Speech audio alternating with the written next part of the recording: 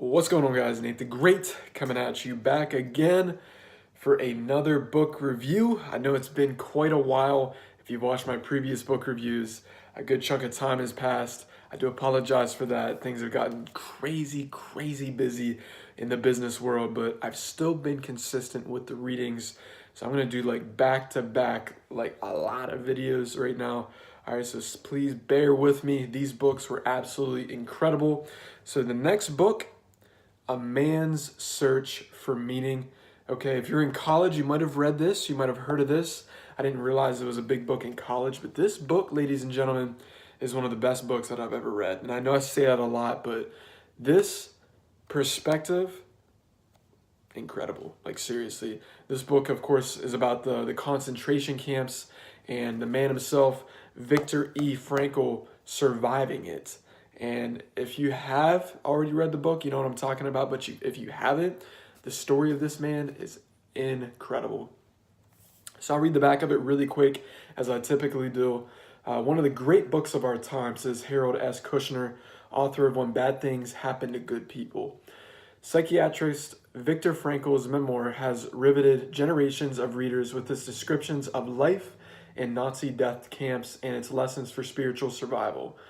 Based on his own experience and the stories of his patients, Frankl argues that we cannot avoid suffering, but we can choose how to cope with it, find meaning in it, and move forward. At the heart of his theory, known as logotherapy, is a conviction that the primary human drive is not pleasure, but the pursuit of what we find meaningful. Man's Search for Meaning has become one of the most influential books in America.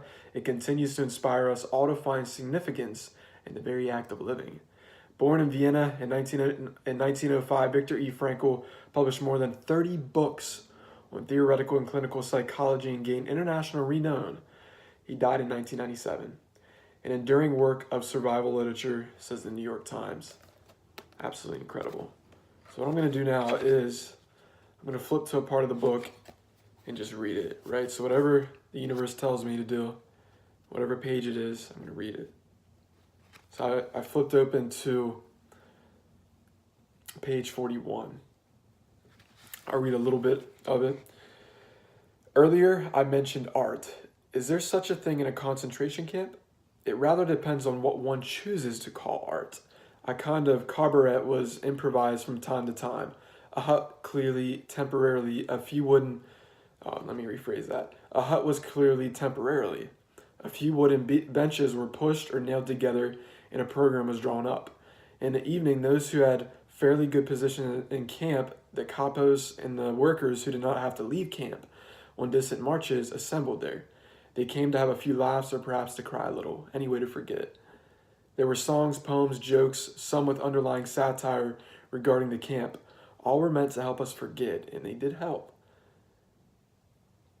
Their gatherings were so effective that a few ordinary prisoners went to see the cabaret in spite of their fatigue, even though they missed their daily portion of food by going.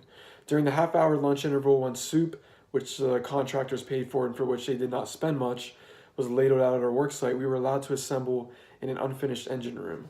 On entering, everyone got a ladle full of watery soup. While we sipped it greedily, a prisoner climbed onto a tub and sang Italian arias. We enjoyed the songs, and he was guaranteed a double helping of soup, straight from the bottom. That meant with the peas. So yeah, guys, amazing book. The vocab, it can be a little bit difficult if you haven't noticed, of course. But I highly recommend it. It's really not that long. I finished this, I'd say, in a few days. Yeah, this is actually a photo of Viktor Frankl right there. He's got them good old glasses. Highly recommend it, guys. Okay, go cop this book, A Man's Search for Meaning. All right, trust me on this one.